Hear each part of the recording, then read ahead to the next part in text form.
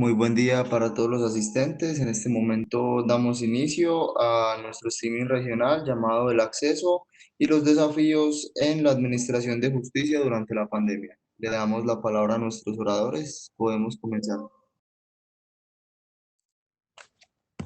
Eh, Muy buenos días para todos. Esperamos que todos se encuentren muy bien, al igual que todas sus familias. Antes de empezar con el evento de hoy, les queremos presentar el Centro de Estudios Regulatorios. El Centro de Estudios es una alianza entre el sector privado, la academia y el sector público, en donde venimos trabajando Suramericana, la Universidad Jorge Tadeo Lozano, la Universidad de AFIT y la Universidad ICESI, junto con Ruta N, con dos propósitos fundamentales. El primero es buscar la mejora en la construcción de políticas públicas, crear políticas públicas y regulación mucho más transparente, más técnica, más inclusiva, más democrática, si se quiere.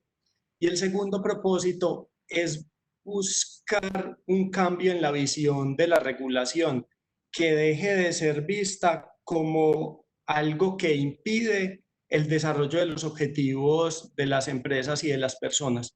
Muchas empresas dentro de sus análisis de riesgos ven a la regulación como un riesgo estratégico, ¿cierto? Nosotros queremos cambiar esa visión y que la regulación termine siendo un potencializador, un apalancador de las iniciativas de las personas y de las empresas. Y eso es esto, es un centro de pensamiento también en donde queremos aportar a la construcción de toda la comunidad. Y en este orden de ideas, pues el día de hoy queremos empezar a conversar sobre los retos en la administración de justicia, ese dilema que se presenta entre el derecho al acceso a la justicia frente a otros derechos fundamentales. Y para ese propósito de hoy hemos invitado a los abogados César Martínez, Maximiliano Aramburo y Jorge Duque, pues para que nos cuenten sobre este tema.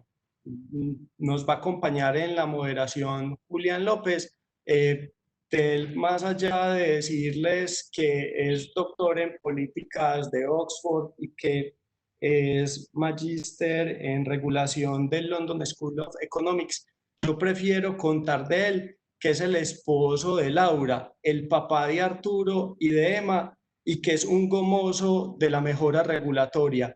Es cofundador, amigo y aliado del Centro de Estudios Regulatorios. Eh, Muchas gracias a todos por acompañarnos el día de hoy. Pronto les estaremos informando de otros eventos que vamos a seguir realizando. Y Julián, bienvenido y te cedo la palabra. Muchas gracias a todos. Sebastián, muchas gracias por esa introducción tan amable y por hacer la presentación del centro que tú con tanto atino has venido dirigiendo. Hoy tenemos un tema que es de los más importantes y en el cual todos los países, por decirlo de alguna manera muy coloquial, se han visto a gatas. Esta semana vi la audiencia que se llevó a cabo en el Parlamento británico con el profesor Richard Susskind, analizando cuáles eran las posibilidades, las limitaciones y los retos que ha venido teniendo el Reino Unido en relación con este tema. Y él no solo hacía una lectura de las problemáticas que hay en un país, digamos, con unos recursos, digamos, bastante importantes, sino que desde un nuevo sitio web que se llama Remote Courts, compartía la experiencia de los países. En esto estamos todos aprendiendo, de manera que Colombia tiene acá una oportunidad para que, si antes no habíamos podido llevar a cabo unas reformas importantes en la administración de justicia, en este momento y con ocasión de esta crisis, podamos dar este paso hacia adelante. Con ese propósito tenemos un panel excepcional. Tenemos al doctor Jorge Duque, magistrado del Tribunal Administrativo de Antioquia. Tenemos al profesor Maximiliano Aramburo, profesor de AFIT y abogado litigante. Y tenemos también a César Martínez del equipo legal de Sura, que ha tenido la visión de entender los estudios regulatorios como un aspecto fundamental, no solamente para el ámbito privado y empresarial, sino de los 9 países en los cuales opera. Yo quisiera empezar el panel con una visión comparada y con este propósito quisiera empezar la conversación con César. Particularmente, digamos, teniendo en cuenta que este es un panel organizado por el Centro de Estudios Regulatorios, quisiera mirarlo desde esa perspectiva, en el sentido de que cuando uno le hablan de los elementos básicos para poder tener buena regulación, le mencionan, entre otros, tener buena información y también poder ser capaz de reconocer la heterogeneidad de los regulados. En este caso, reconocer que es muy difícil hablar de la rama judicial en general. Incluso hay diferencias entre jurisdicciones. Una cosa son las controversias civiles, otra cosa son las controversias laborales, otras son las controversias penales, y las soluciones técnicas pueden ser diferentes, los medios con los que cuentan pueden ser diferentes. Incluso podríamos ver diferencias en cuanto a las instancias, ¿no? De pronto, unos son los recursos que se necesitan para una deliberación en el marco de la Corte Constitucional y otro en una instancia diferente.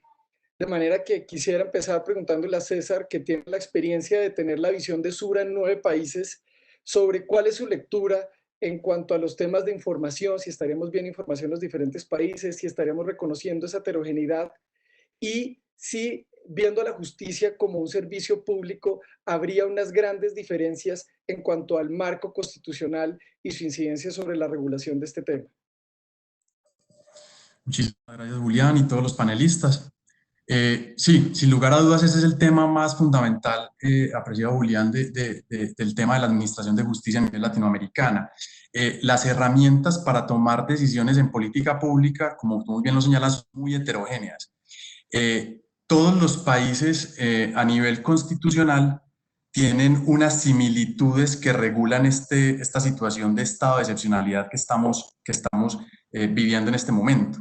Todos los países tienen en mayor o menor medida un control judicial, un control legislativo sobre las decisiones que se tomen en el estado de excepción constitucional. El nombre que le dan a esos estados son por lo general similares: estado de conmoción interior, estado de emergencia, ley marcial, estado de sitio. Como dato curioso, simplemente en la Constitución de El Salvador es la que se establece expresamente la pandemia como una causa para el decreto de emergencia social y económica. Todos los países, y retomando un poco las palabras que ahorita mencionaba Sebastián en la introducción, el centro de estudios tiende a buscar políticas públicas que sean lo más democráticas posibles. Y en ese ánimo democrático, en estos días, leyendo Noam Chomsky en El País, mencionaba algo muy interesante, que es el quid al que quiero empezar a abordar, y es todo acto de autoridad se presume ilegítimo, tanto no se sustente claramente y argumentativamente que deba ser necesario. Esa frase y esas opiniones tienen una connotación política que no nos compete en este momento, pero sí tiene unas visiones que desde la restricción al acceso a la justicia que hemos experimentado, como tú muy bien lo señalas, Julián, a nivel mundial, no es solamente a nivel latinoamericano, tenemos que abordar. Y entonces, hoy se cuenta con instrumentos constitucionales para que este tipo de medidas de restricción al acceso de la justicia sean consideradas formalmente constitucionales. Es decir, estamos casi seguros, y además por lo que uno ha evidenciado en medios de comunicación, que no existe un afán arbitrario del Ejecutivo por restringir el acceso a la justicia. No es algo deliberado, es simplemente enmarcado dentro de esta situación pandémica que intenta tomar las medidas de precaución del caso. Pero donde yo quiero referirme, y es como parte de lo que quiero que conversemos, es que constitucionalmente tenemos que analizar si las decisiones tomadas por la rama judicial, por la administración y por el legislativo son materialmente constitucionales. Es decir, si no había definitivamente otro camino para garantizar que en situación de pandémica podamos actuar normalmente, podamos acceder de manera más eficiente y efectiva a la administración de justicia. Ese asunto está muy enmarcado dentro de la teoría clásica del núcleo esencial de los derechos fundamentales que aprendimos de la ley fundamental alemana del 49. Y todas las constituciones en la región hablan de que no se pueden afectar el núcleo esencial de los derechos fundamentales en estados de excepción. Mi pregunta es, ¿será que en este estado de excepcionalidad constitucional en que nos encontramos a nivel regional no había otro camino o no era previsible otro camino para poder acceder a la justicia. Es decir, que la medida regulatoria a tomar necesariamente era limitar el acceso y dejarlo solo para algunos aspectos que se han llamado esenciales, temas de acciones de amparo, acciones de tutela, legalizaciones de captura. Esa es como la preocupación inicial que surge de esto. Todo, y además quiero dejarlo súper claro, en un marco teórico democrático, porque recojo de nuevo tus palabras, Julián, esto no es solamente una situación que está pasando en Latinoamérica. Todos los sistemas judiciales se vieron afectados por esto a nivel mundial, pero no por eso debemos dejar nuestra curiosidad democrática de cuestionarnos y decir, ese sí era el camino, no había una forma de prever otra situación diferente. Eso es por... ¿Qué cifras me llamaron significativamente la atención en este estudio? Hay un centro que se llama Centro de Estudio para la Justicia de las Américas que recoge información judicial de los miembros de la Organización de Estados Americanos. Lastimosamente, y tocando el punto que ahorita señalabas, el tema de la información es muy mala y muy desarticulada y no tiene un mismo racional. Entonces puede que esta información haya que tomarla también con pinzas. Pero de todos los datos que había desde el 2006 al 2018, en el 2015 había una completitud de información más interesante que nos sirve para el análisis, y es que Uruguay, Chile, Guatemala, Colombia, Argentina, Costa Rica, en la información que subieron al aplicativo decían que en promedio, a nivel de primera instancia, en casos penales y no penales, se fallan anualmente 2.400.000 sentencias. Estoy hablando apenas de 6 países. Si dividimos esa información por el número de días hábiles en que opera la justicia, estamos hablando de que en esos 6 países son 10.200 decisiones que se toman diariamente en primera instancia, o sea, no estoy hablando de segunda instancia ni de altas cortes. Entonces, fíjese que son 10.200 personas que al acceder a la justicia y no tener unos medios remotos de acceso, se les está limitando una decisión adecuada y resolución de conflictos. Con cifra aún más escandalosa, a mi juicio, insisto, todo dentro del marco democrático. El 44% de las personas que están privadas de su libertad en este momento en Latinoamérica están a la espera de resolver si la medida cautelar privativa de la libertad es legal o no, y si deberían estar allí o no. 44% de personas. Entonces, yo puedo entender que una persona, un arrendador que demandó a su arrendatario, tenga que esperar un par de meses más para resolver un conflicto por la situación que estamos experimentando. Pero explicarle a un preso que en este momento está privado de su libertad, que un día más de retraso en la justicia le va a retrasar su decisión de libertad, eso a mí sí me parece delicado. Y con un agravante, que esto lo que tiende es más preguntas que afirmaciones axiológicas, pues, con una pregunta que tenemos que hacernos, y es que quienes demandan o quienes tienen un litigio en la administración de justicia es una minoría. Lo normal es que las personas no tengamos ningún tipo de litigio, si no está hablando de minoría pues desde el punto de vista constitucional, sino minoría en números. Pero dentro de esa minoría en números, sí hay grupos que han sido históricamente marginados, bien sea minorías étnicas, minorías sexuales, minorías religiosas, que tenemos que abordar y darle una resolución pronta de justicia. Todo esto, para seguir abriendo la conversación, nos lleva a la misma pregunta inicial, es las medidas tomadas por la Administración de Justicia a nivel latinoamericano, que empezaron a mediados de marzo, nos llevan a que hoy tenemos 50 días hábiles de excepcionalidad constitucional, sin que opere en normalidad la justicia. Esos 50 días es la quinta parte de un año hábil. Entonces, eso nos tiene que llevar, y que siguen corriendo, y nos tiene que llevar a cuestionarnos si esa era la única forma. Yo sé que es muy difícil comparar situaciones, estados democráticos latinoamericanos con estados democráticos europeos, pero el caso en particular de Dinamarca me llamó la atención, en donde el cierre de la administración de justicia fue simplemente una semana y era con la finalidad de activar un plan de continuidad. La rama judicial en Dinamarca desde el 2000 tiene definido cuál es el plan de continuidad que tiene para hacerlo. Entonces, la situación democrática en Latinoamérica, digamos que es o binaria, o se es democrático o no se es democrático. Pero una vez estando en la democracia, sí existen criterios para decir yo cómo puedo ser más democrático. No existe un grado óptimo de democracia. La democracia siempre es una construcción constante de instituciones y de derechos que nos garantizan un mayor bienestar como ciudadanos.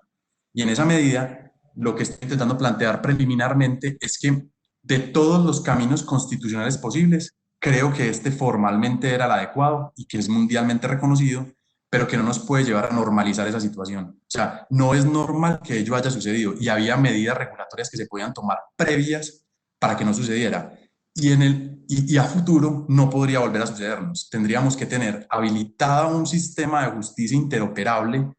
Más adelante, si quieren, conversamos del tema de Chile en particular, que es el único que se salva en la región ahora, pero deberíamos construir un sistema de justicia verdaderamente interoperable para que la limitación de derechos sea lo menos perceptiva posible para el ciudadano. Eso es como básicamente con lo que quiero abrir esta conversación. Gracias, César. Tú nos dejas muchas inquietudes, digamos. Hay una situación obviamente coyuntural muy grave, pero lo que yo entiendo también de tu exposición es que estructuralmente no quisimos estar preparados y que al menos ya en este momento lo que estamos haciendo, digamos, no es la única salida. Habría diferentes estrategias regulatorias para poder abordar este tema. Allí digamos, eso nos sirve para introducir lo que quisiera preguntarle al profesor de AFIT, Maximiliano Aramburo, en el sentido de cómo podríamos evitar que eso vuelva a pasar. Digamos, aquí hay unos retos culturales, aquí hay unos retos técnicos o tecnológicos y aquí también hay unos retos procedimentales. Y esto termina impactando dos ámbitos muy importantes como son la educación legal y la profesión legal. Yo quisiera poder ahondar con base en la experiencia del profesor Maximiliano, ¿cómo podríamos abordar ese tipo de retos? ¿Qué responsabilidad habría entre quienes están a cargo de la educación legal y quienes pueden lograr que por fin la profesión legal en Colombia dé un paso hacia adelante, por ejemplo, actuando de una manera un poquito más coordinada? Profesor Maximiliano. Muy buenos días, gracias Julián por la moderación de este panel. Teníamos hace un buen tiempo algunas conversaciones pendientes. Entonces yo, digamos, quiero iniciar no solamente dándote las gracias, sino también saludando efusivamente como la presentación del Centro de Estudios Regulatorios, al que la universidad a la que estoy vinculado hace ya muchos años, que CEDAFIT se ha sumado como con entusiasmo por todo lo que puede representar, no solamente desde el punto de vista académico, sino una contribución a las mejores prácticas, digamos, jurídicas en un sentido amplio, que en últimas tiene que ser un propósito de todos quienes estamos en el ámbito del derecho. Entonces eso, en primer lugar. Segundo, yo creo que apuntas un par de cosas importantes. Aquí hay, digamos, dos escenarios grandes de posibles reacciones.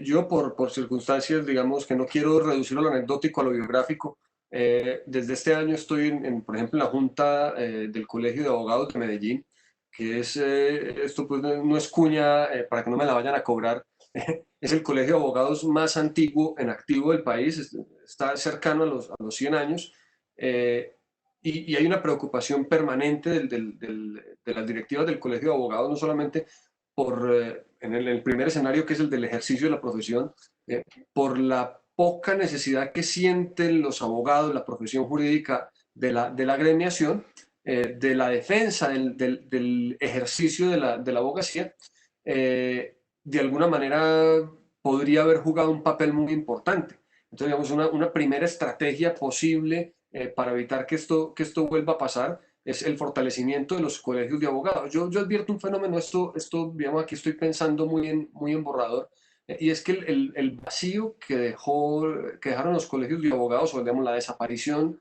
del protagonismo de los colegios, no de los colegios, sino de ese protagonismo que han venido llenando otras instituciones que se han preocupado básicamente, digamos, del aspecto académico y de formación postgradual de los juristas, que en últimas, digamos, tienen un público más amplio, no solamente quienes quienes ejercen la profesión como abogados, sino también los académicos, los jueces, los fiscales. Entonces, digamos que de alguna manera los colegios de abogados terminaron concentrándose únicamente en la dimensión de formación posterior a la obtención del título de abogado, digamos, de una dimensión de actualización de conocimientos, etcétera, pero que si uno, desde un punto de vista, digamos, de política pública, le diera un fortalecimiento a la función de los colegios, pues ahí habría una herramienta muy útil para que sean los colegios los abanderados, por ejemplo, de coadyuvar al administrador de justicia en el acceso a las tecnologías de la información y las comunicaciones, por ejemplo, que podrían permitir que la justicia siguiera operando sin mayores contratiempos, por ejemplo, pensando en el ejemplo de César ahora de Dinamarca. ¿Cuál es el problema? Digamos, los colegios de abogados perdieron algo de brillo, algo de fuelle, y esto, digamos, yo en el plano personal, repito, no quiero reducirlo a lo anecdótico, pues es un espacio que también compartieron con las asociaciones de una rama del derecho, los institutos de una rama del derecho, que han hecho durante años grandes congresos, enormes esfuerzos en seminarios, tertulias, etcétera, y que, por ejemplo, durante estos días las hemos visto por montones. Sin embargo, la otra dimensión de la colegiatura en cuanto a los abogados prácticamente desapareció, y ahí hay una oportunidad de oro para que sean los gremios de abogados los que no permitan que haya una paralización del servicio de administración de justicia. Hay países donde, por ejemplo, las asociaciones de jueces y fiscales cumplen un papel muy fuerte a estos efectos. En el nuestro, yo me voy a atrever a decirlo con la posibilidad de que el doctor Duque me corrija ahora, yo diría que los colegios de jueces y fiscales también se han concentrado en ese aspecto de la cuestión académica, pero por ejemplo, si uno mira las asociaciones de jueces y fiscales en España, con el problema también de por qué están juntos los jueces y los fiscales en un sentido son aparte, si esa asociación no puede ser nociva para efectos de la imparcialidad, por ejemplo, es la fortaleza de los colegios y asociaciones de jueces y juezas en otros países puede jugar también un papel, no digo no de contrapeso, sino de unión en que las herramientas estén dadas. Por ejemplo, suministrando, en el caso de los colegios de abogados, las plataformas, los mecanismos de acceso para el abogado. Aquí está el otro asunto, que la brecha, por ejemplo, generacional o tecnológica, termine afectando el ejercicio de la profesión. Entonces, hoy, por ejemplo, salió muy oportuna esta intervención, además porque esta mañana empezó a circular, yo no sé, creo que a todos los abogados, por 200 grupos de chat diferentes, nos llegó el decreto 806, etcétera. Se consagra en ese decreto un deber de suministrar canales electrónicos para la comunicación con la Administración de Justicia. Bien. ¿Qué cambios importantes hay en ese decreto? Yo confieso que no lo alcancé a leer. No, yo estaba tratando, aprovechando los minuticos que tuvimos antes de que empezara para darle una ojeada rápida, pero por ejemplo hay unas modificaciones a normas en cuanto a reanudación de términos, a normas sobre apelaciones, por ejemplo, interesantes para el uso de tecnologías de información y comunicaciones, pero una de las que me parece importante es, se consagra un deber de las partes de suministrar un canal electrónico. El decreto utiliza la expresión canal electrónico y no correo electrónico, porque podría haber alguna otra forma, no sé, alguna plataforma en las firmas de abogados para subir documentos, algunas de estas tecnologías, lo que ahora llaman Legal Tech, que está de moda para hacer salones de datos pues, con documentos que eran muy frecuentes en temas de fusiones y adquisiciones. Entonces, claro, hay un deber de entregar una información electrónica en la que los colegios de abogados, por ejemplo, podrían jugar un papel. Aquí tenemos limitaciones de tipo geopolítico o de política interna. Hombre, no tenemos cierto tipo de entidades territoriales que pudieran ser el eje a través del cual se articulan los colegios de abogados. Piensen, por ejemplo, en España, que los colegios de abogados son uno por provincia. Aquí uno diría, bueno, por departamento, por municipio, ¿cómo sería eso? Podríamos crear tantos colegios de abogados cuantos chiringuitos se nos ocurrieran a cada uno de nosotros. Yo quiero, surgieron en los últimos meses el Colegio de Abogados Administrativistas, el Colegio de Abogados Penalistas, entonces debe ser por especialidad. ¿Quién dice cuáles son las especialidades? ¿Cómo va a funcionar eso?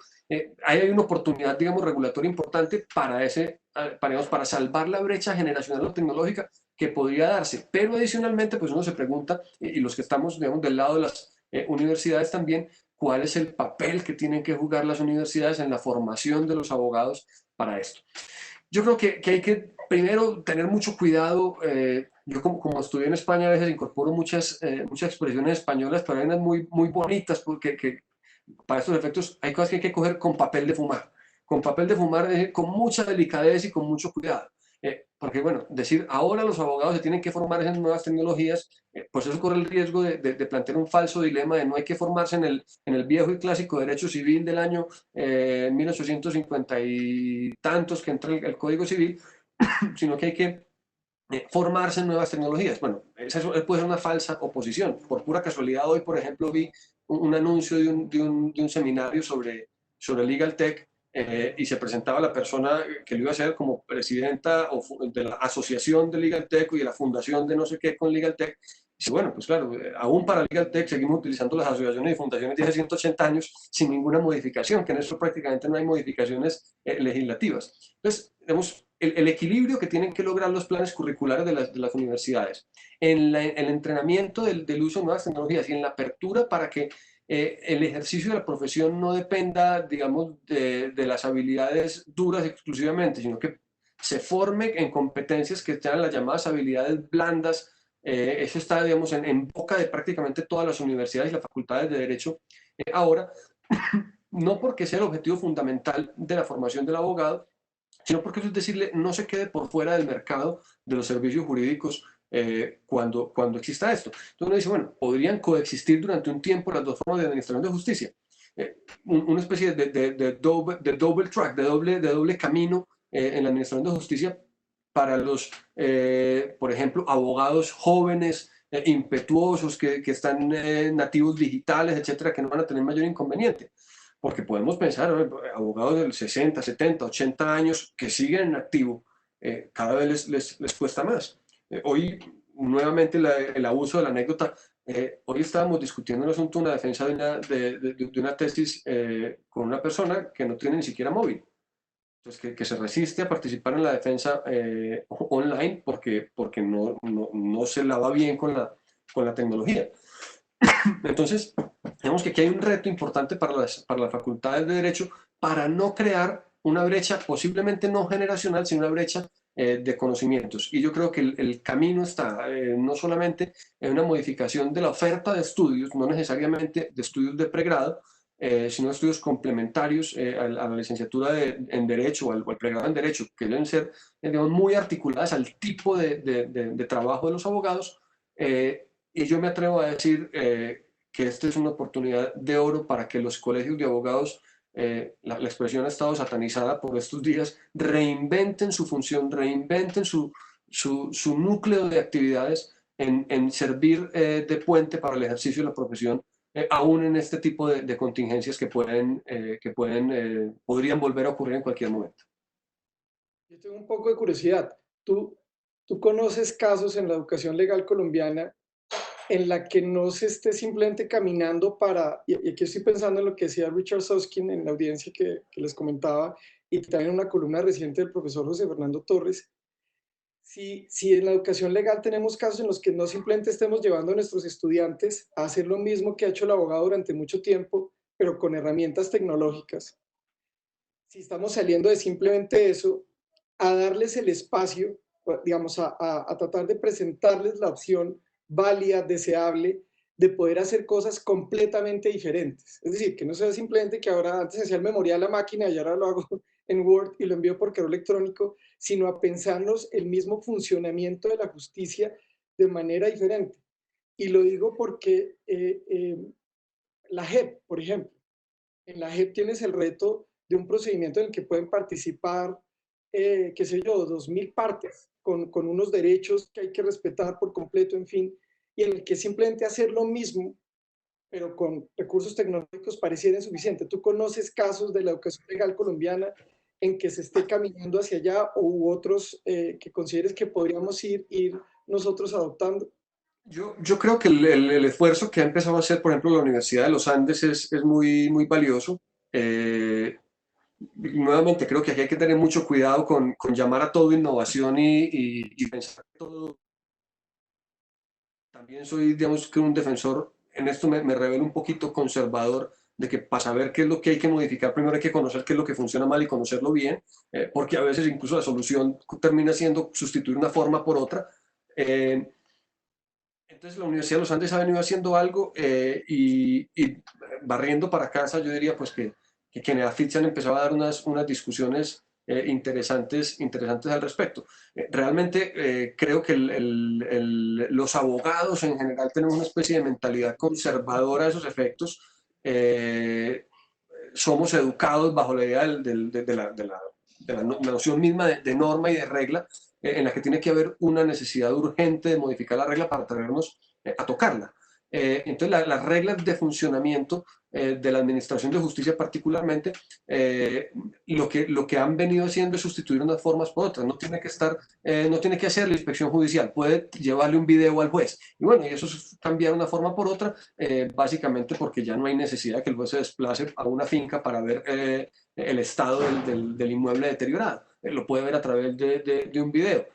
La semana pasada participaba en un evento del Instituto Colombiano de Derecho Procesal en que la gran preocupación de muchos abogados, decíamos, es la inmediación, por ejemplo, en materia de práctica de pruebas. Y claro, hay grandes retos.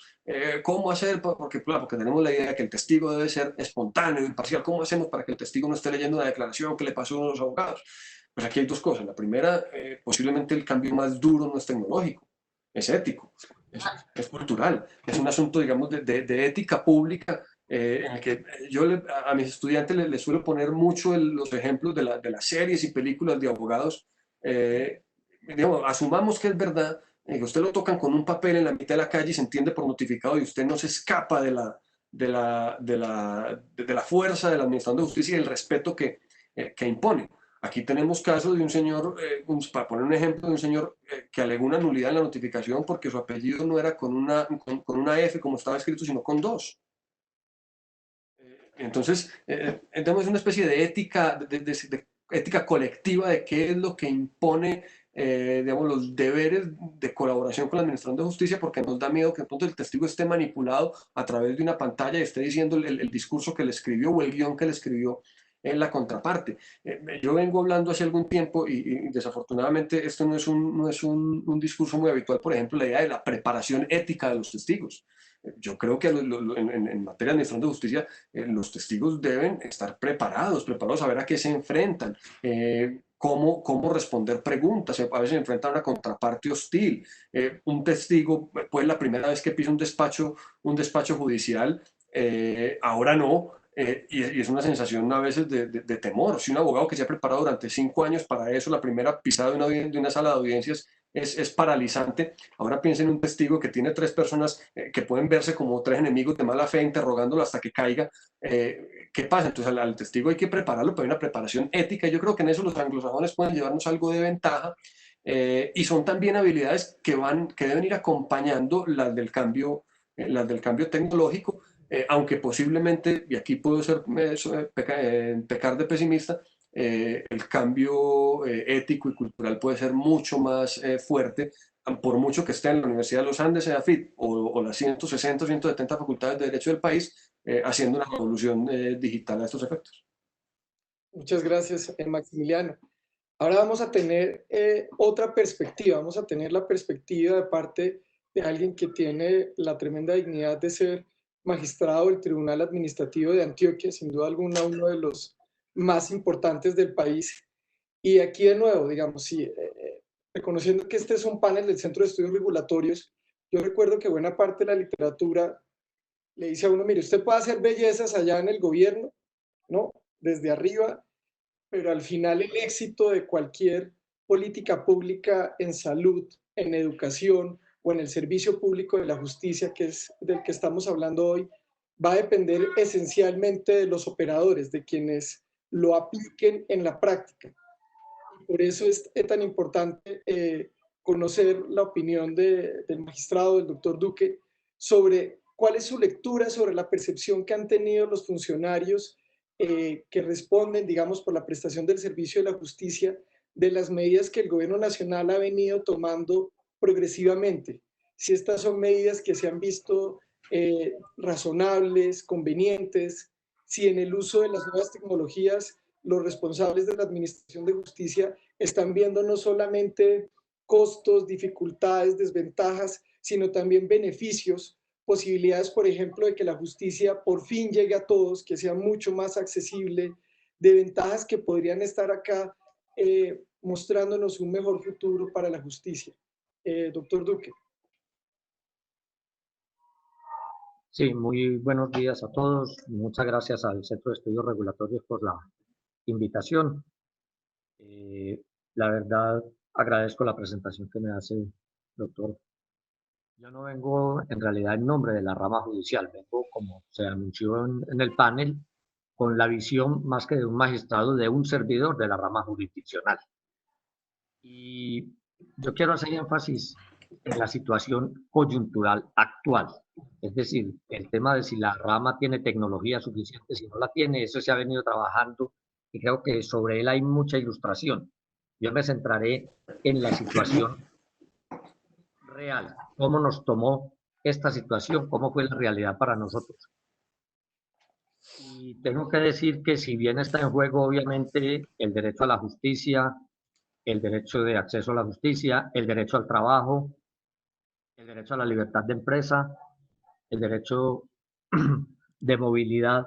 Hay un derecho fundamental que en este caso era necesario preservar por encima de cualquier otro, que era el derecho a la vida. Y en esa medida todos los demás derechos tuvieron que ceder. Y se dieron cuando inicialmente la gobernación de Antioquia y posteriormente el gobierno nacional ordenó que nos fuéramos todos para la casa y nos encerráramos. Esa reacción en el servidor judicial propició que hiciéramos lo que se hace en toda situación de emergencia, es decir, saque lo que pueda y váyase porque viene una situación traumática. Los servidores judiciales retiramos expedientes de los despachos y empezamos a trabajar desde la casa, pero cuando digo que empezamos a trabajar desde la casa lo hicimos inicialmente proyectando y comunicados con nuestros empleados vía chat o vía correo electrónico. Se mantuvieron vigentes las acciones de tutela, los habeas corpus y otro tipo digamos, de urgencias judiciales que no se podían paralizar del todo. Entonces surgió el cuestionamiento de si la justicia va a estar paralizada y hasta cuándo va a estar paralizada y si estábamos preparados o no para una situación de estas. Yo creo que como nadie estaba preparado, no estaba preparada la medicina, no estaba preparada la ciencia, y de lo que se trataba en principio era de preservar vidas. ¿Se lograron preservar vidas? Yo creo que sí. Hasta ahí las medidas han sido exitosas si tenemos en cuenta que no conozco estadísticas de que en razón de la función judicial haya resultado infectado algún servidor judicial o algún usuario de la Administración de Justicia en razón de esta situación. Ahora, esa afectación nos lleva a pensar de esta crisis tenemos que salir. Es decir, no podemos convertir una parálisis coyuntural por preservar el derecho a la vida en algo permanente y tenemos que volver a la normalidad de manera gradual. A mí me llama la atención que estamos teniendo que volver a la normalidad de manera gradual. Lo lograríamos si tuviéramos una tecnología suficiente. Yo creo que con la tecnología que tenemos podemos volver a una normalidad gradual. Ya acaba de salir el decreto 806 al que hacía referencia el doctor Maximiliano, que nos permite viabilizar muchas cosas para realizar por vía de medios electrónicos. Muchas notificaciones, vi que se modificaron muy por encima, leímos el decreto, se modificaron la manera de resolver excepciones previas y para todo esto la rama judicial tiene tecnología. En principio, podemos hacer audiencias virtuales, en principio, pero hay una situación en la que no se ha reparado y es que la tecnología no la tenemos en la casa, ni la rama judicial, ni la industria ni la empresa estaba preparada para trabajar en casa y rendir en casa como se rinde en la sede judicial o en la sede de la empresa. Se ha pretendido que los servidores judiciales trabajemos y hagamos nuestro trabajo desde la casa, que hagamos audiencias desde la casa, pero no tenemos los medios. Y no es el caso propiamente de los magistrados y jueces, pues que de alguna manera podemos tener los recursos. Digamos, los empleados judiciales de nivel medio tienen 2 o 3 hijos que están en la casa y están haciendo sus tareas desde la casa, recibiendo sus clases desde la casa, Eso implica que en cada hogar se tengan 2 o 3 computadores, una conexión a internet, una disponibilidad permanente, y eso no lo tiene la rama judicial implementado para los hogares. Mi idea es cuál.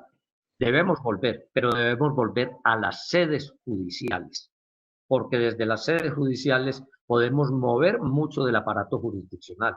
En la casa estamos maniatados simplemente a proyectar sentencias, a proyectar decisiones, las vamos a tener guardadas para el día que volvamos. Ahora, se le ha propuesto a la rama judicial volver de manera gradual y realizar diligencias que se pueden hacer hoy sin necesidad de abrir al público. Puede ser simplemente llegando a los despachos. En el caso de la jurisdicción de lo contencioso administrativo, nosotros admitimos una demanda, notificamos la demanda vía electrónica, esa notificación se entiende surtida 25 días después y empiezan a correr los 30 días para contestar la demanda después de esos 25. Es decir, que si admitimos la demanda, notificamos la demanda en esta situación de parálisis, entre comillas, puede estar corriendo el término para contestar la demanda y se puede contestar la demanda de manera virtual. De manera que hay algunas actividades que se pueden reanudar, que se pueden prestar el servicio a la comunidad sin necesidad de abrir permanentemente, porque aún si abrimos, están diciendo que el lunes o que de pronto la semana siguiente van a abrir, obviamente esa apertura tiene que contar con seguir garantizando el principal derecho, que es el derecho a la vida. Entonces, el derecho a la administración de justicia no se va a normalizar en 1, 2, 3 semanas, meses, de pronto años. Lo importante es que se sienta la administración de justicia que está presente y tratando de solucionar los problemas.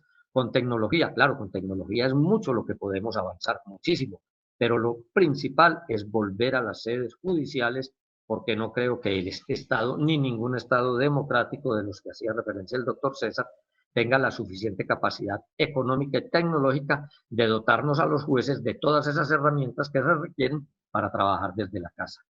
Entonces, yo creo que la afectación al servicio de justicia fue grave, viene siendo grave, seguirá siendo grave, pero tendremos que salir de ella con creatividad, con tecnología, pero es necesario para mí, absolutamente necesario, por lo menos desde la jurisdicción a la que yo pertenezco, volver a las sedes judiciales y desde allí prestar un servicio restringido, pero que se sienta que se está prestando el servicio de administración de justicia. Yo por el momento dejaría ahí mi intervención para el espacio de preguntas que creo que se tiene programado. Muchas gracias. Muchas gracias, doctor Duque. Pues la verdad es que usted ha abordado varias de las preguntas que me han estado transmitiendo al celular. Y quisiera empezar con usted una pregunta que seguramente del panel es quien tiene pues, más información en su calidad, como usted lo dijo, servidor de la justicia, y es ¿cuál ha sido el rol hasta el momento de Azonal? Nos han estado preguntando a través de medios electrónicos, ¿cuál ha sido el rol de Azonal en el manejo de esta crisis? No, Azonal, el doctor Maximiliano se refería ahora al Colegio de Jueces y Fiscales y no hizo alusión a los sindicatos de servidores de la rama judicial. Azonal y los demás sindicatos han estado muy pendientes de lo que digo, de la protección y la garantía del derecho a la administración de justicia, pero han privilegiado el factor salud y vida de los servidores judiciales y de los usuarios. Es decir, lo que hay que preservar en este momento es la salud y la vida de servidores judiciales y de los usuarios. Azonal ha sido propositivo, se han presentado, yo no pertenezco pues al sindicato ni a la directiva ni mucho menos, pero por lo que me he podido enterar, tengo conocimiento de que hay reuniones permanentes con la administración judicial proponiendo los mecanismos, las medidas que se deben adoptar para poder acudir a las sedes.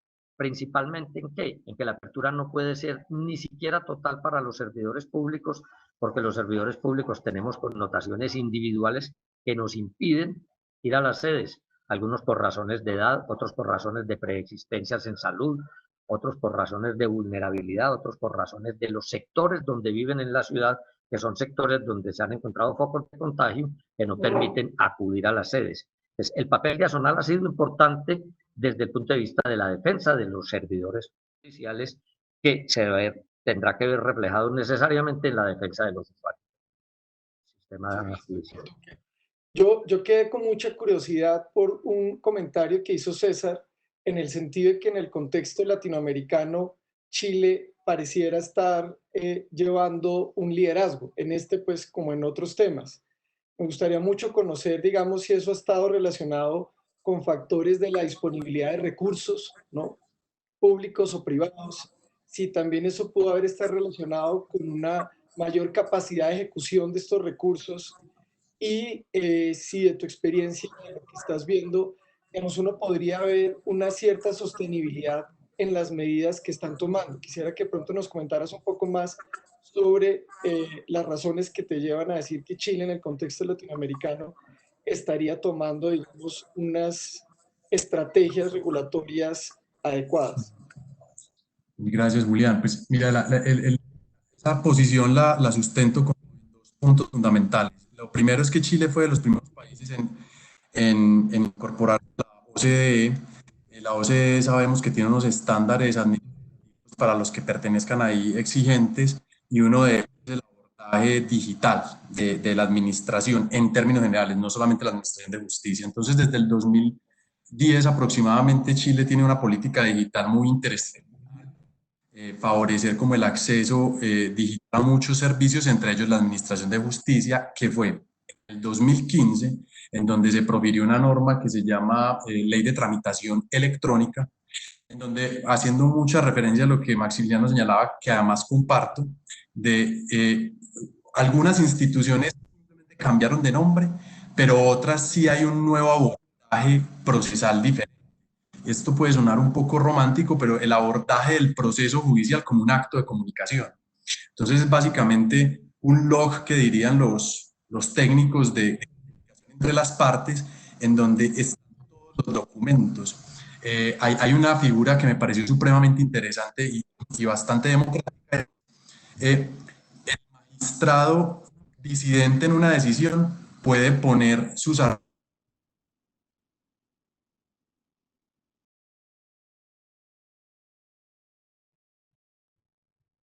a llevarlo a la declaración de voto contemporánea, pero lo que quiero decir es el material que el magistrado o el juez estudió. Eso me parece muy interesante, que eso no fueron ratio decidendi en la decisión, pero los pone como argumentos. Eso da al administrado para saber qué es lo que piensa un juez y en qué basa sus decisiones. Y en la actualidad, y esto es lo que quería resaltar, el 2 de abril, creo que la ley 22.200 algo, la Asamblea Legislativa de Chile sacó una serie de medidas para paliar esta crisis en el sector judicial. Entonces, miren que ahí vemos una interferencia de las ramas del poder público muy interesante. O sea, es la Asamblea quien define esto y da unas instrucciones a los jueces, quienes a su vez las adoptan. Y todas las medidas que se tomaron eran con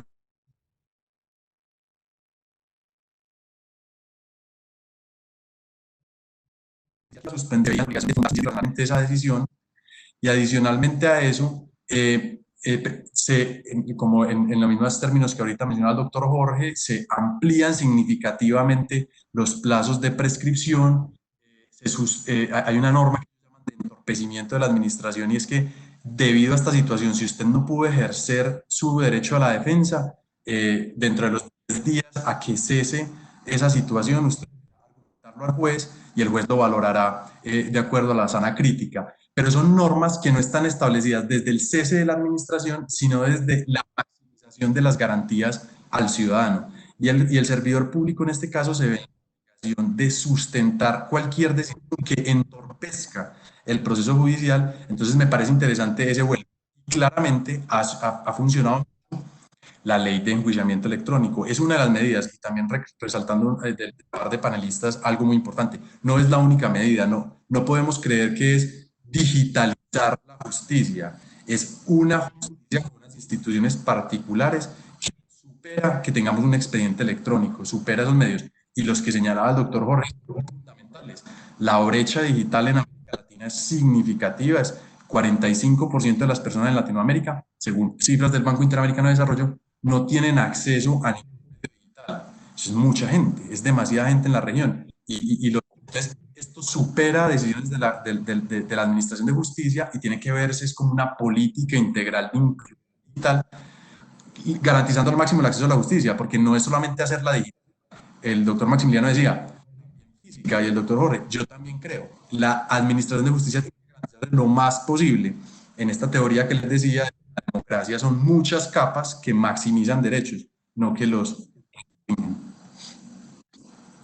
Muchas gracias, César. Aquí queremos recordarle a toda la audiencia que estamos recibiendo todas las preguntas a través del chat de conexión. A mí me llama la atención, digamos, si uno clasifica las razones de la crisis y los tipos de respuesta frente a la crisis en 4 grupos, ¿no?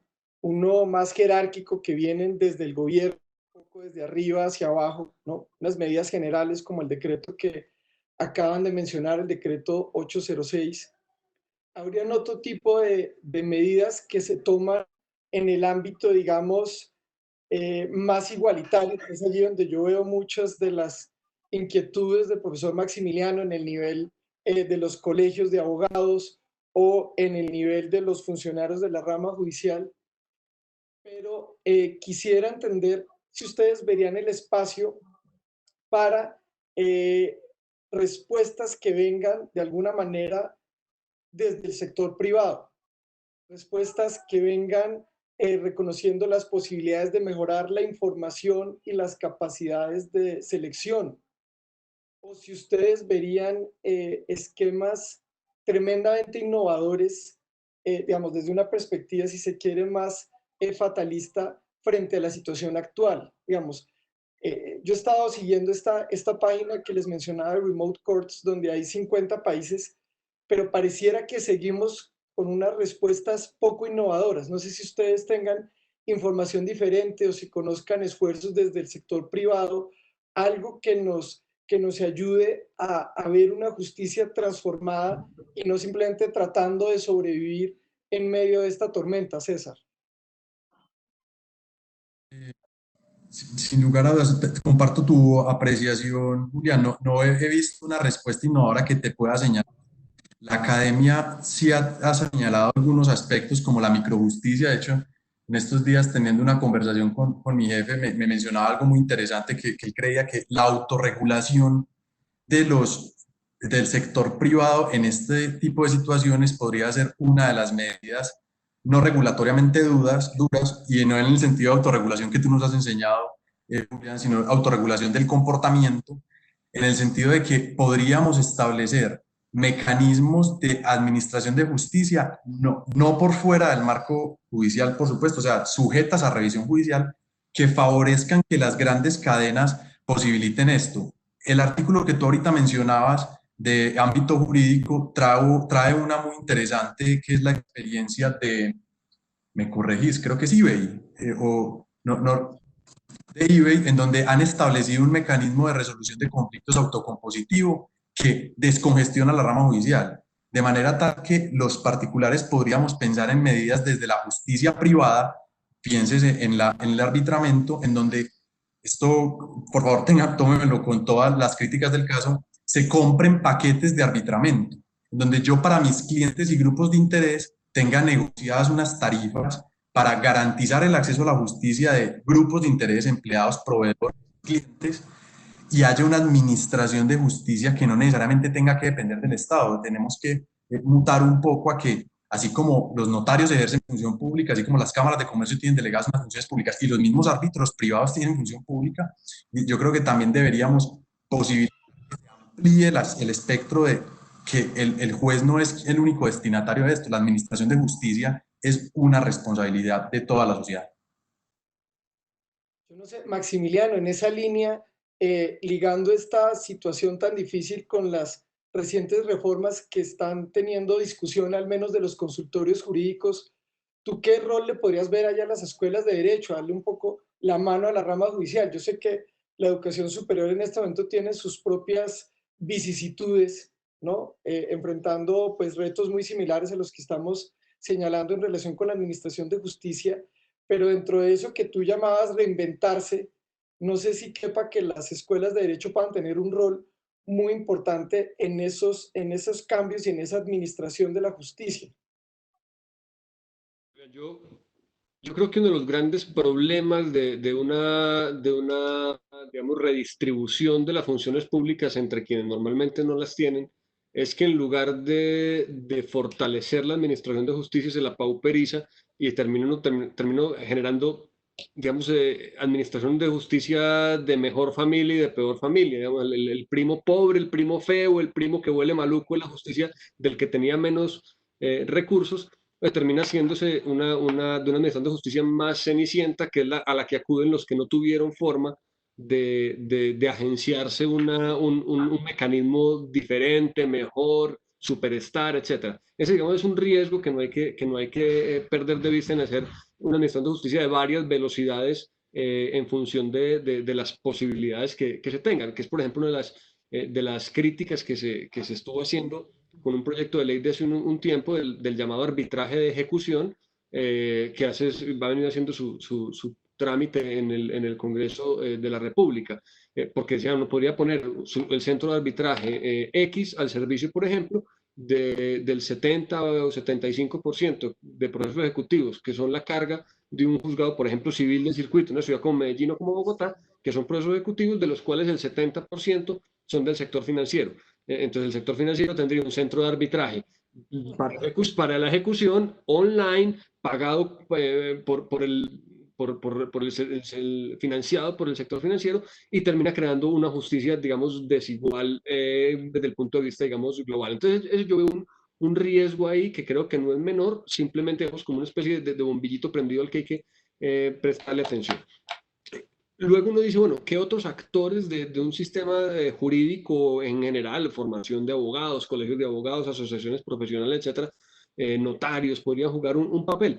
Yo creo que el papel preponderante, y esto yo creo que es una nota distintiva del sistema educativo de abogados de un país como Colombia, en el que esto es obligatorio, los consultorios jurídicos, y mientras que en algunos países, digamos, apenas hay unas aproximaciones a las clínicas jurídicas, medio voluntarias, medio disruptivas en ciertos países, pues aquí lo tenemos muy asumido que los consultores jurídicos juegan un papel importante en la formación de los estudiantes, pero además en la llamada abogacía de pobres, pues como en el lenguaje que utilizaba el proyecto de Access to Justice de Garte y Capelletti hace unos años. En la abogacía, digamos, de los menos favorecidos, de los que no tienen con qué pagar un abogado, pues hay una herramienta. El asunto es que yo creo que no se podría poner al servicio exclusivamente la herramienta de los consultores jurídicos, o grabar o que pese sobre los consultorios jurídicos toda la responsabilidad de descongestionar o de ayudar. Creo que hay muchas cosas que deben articularse a eso. Por ejemplo, centros de conciliación. Bueno, los centros de conciliación, de los cuales los consultorios jurídicos son un actor muy importante en cierto tipo de conflictos, por ejemplo, temas de alimentos, temas de vecindad, etcétera, porque eso es lo que suele llegar, y aquí habrá que hacer diferenciaciones. No es lo mismo el consultorio jurídico de una universidad que queda, por ejemplo, en el poblado de Medellín o en el norte de Bogotá, al centro de conciliación o del centro de consultorio jurídico, por ejemplo, de una universidad, supongamos, por ejemplo, la Diego Luis Córdoba en Quibdó, que tendrá otro tipo de conflictos, tendrá otro tipo de asuntos por resolver. Habrá que hacer diferenciaciones. Yo diría, a eso hay que añadirle, digamos, toda una especie de política de solución alternativa de conflictos mucho más amplia, que habilite la conciliación y la potencia en estos centros de los consultorios jurídicos, pero que se admitan también, por ejemplo, lo que podríamos llamar la amigable composición para cierto tipo de eventos, que hoy está prácticamente reservada a grandes conflictos, por ejemplo, de infraestructura, paneles de expertos, etcétera, que lo administran los centros de resolución de controversias de las cámaras de comercio, en otro tipo de instituciones. Por ejemplo, los colegios de abogados tendrían que potenciar ese tipo de mecanismos de solución de controversias, incluso los online dispute resolution, los llamados ODR en el derecho comparado, no, sin dejar de advertir algo que ya salía en las conversaciones anteriores. Decía el doctor Jorge Iván, hombre, es que tenemos la tecnología, pero esa tecnología no está en las casas. Lo mismo pasa creo que es un problema común, y creo que está muy bien visto por el doctor Jorge Iván, en los abogados y en los usuarios. O sea, si pensamos en las cifras que yo daba ahora, se habla del 70-75%, no sé cuál es la cifra exacta, de procesos ejecutivos. ¿Cuántos de esos procesos ejecutivos son personas naturales que no tienen acceso a un montón de servicios como los que estamos utilizando para esta videoconferencia.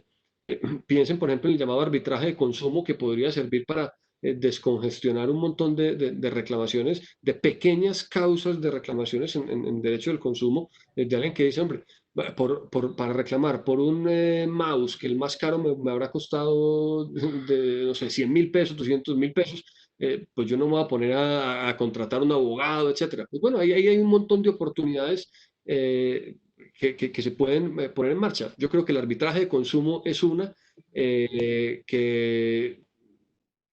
hay que tener cuidado con generar justicia de primera clase y segunda clase, o tercera y cuarta, según los recursos que tenga a disposición el usuario institucional de la Administración de Justicia, y que los consultorios jurídicos, pero no solo, pueden jugar un papel muy importante, porque contribuye a la formación de ese futuro abogado, pero al mismo tiempo se presta un servicio público interesante. El problema es cargar toda la suerte sobre los consultorios jurídicos. Sí, también pues recuerdo yo exitosas experiencias colombianas, ¿no? También desde el punto de vista de las superintendencias, ¿no? Allí ha habido particularmente en la superintendencia de sociedades cambios muy importantes que en su momento lideró un delegado, José Miguel Mendoza, y que recuerdo un artículo de La Silla Vacía en el que se referían como al juzgado más eficiente de América Latina. Entonces, digamos, sí hay como unas experiencias que sería interesante documentar.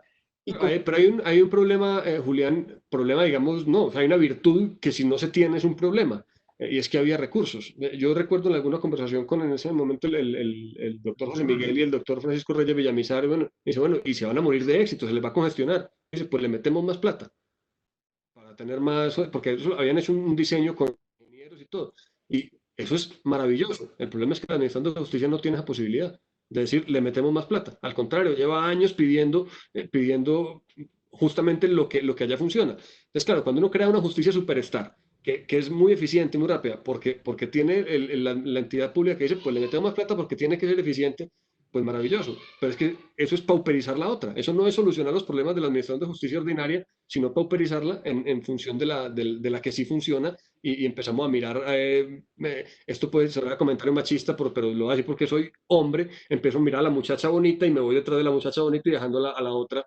que no tuvo que no tuvo con qué meterle recursos a funcionar adecuadamente. Muchas gracias, Maximiliano. Doctor Duque, para cerrar. Yo quisiera, discúlpeme, plantearlo desde la jurisdicción de lo contencioso administrativo para también intervenir sobre ese tema. No sé si es posible. Sí, claro. Doctor Duque, adelante. Obviamente, del sector privado no conozco que haya ninguna inyección de capital ni de tecnología hacia la jurisdicción de lo contencioso administrativo. Sin embargo, yo creo que todos los mecanismos alternativos de solución de conflictos pudieran colaborar en el tema de la descongestión de la jurisdicción de lo contencioso administrativo. Lo curioso de la jurisdicción de lo contencioso administrativo es que la litigiosidad en nuestra especialidad la genera el propio Estado. La genera el propio Estado. Si el Estado reconociera los derechos en vía administrativa, la jurisdicción nuestra no estuviera tan congestionada. La gran mayoría de conflictos nuestros son conflictos laborales que puede perfectamente la administración reconocer desde la vía administrativa sin necesidad de llegar a la jurisdicción.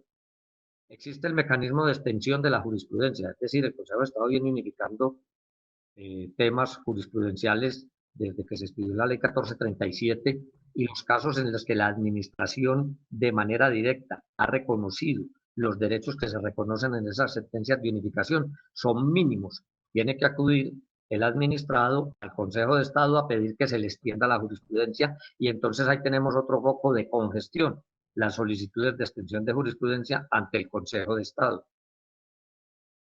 Hay una situación preocupante, y es que esta jurisdicción no debiera tener procesos ejecutivos. Es decir, el primer llamado a cumplir una sentencia judicial es el Estado. Y hoy tenemos acumulación grande de procesos ejecutivos contra el Estado, porque después de todo lo que se pueda demorar un proceso contra el Estado no paga y se tiene que hacer ejecutar.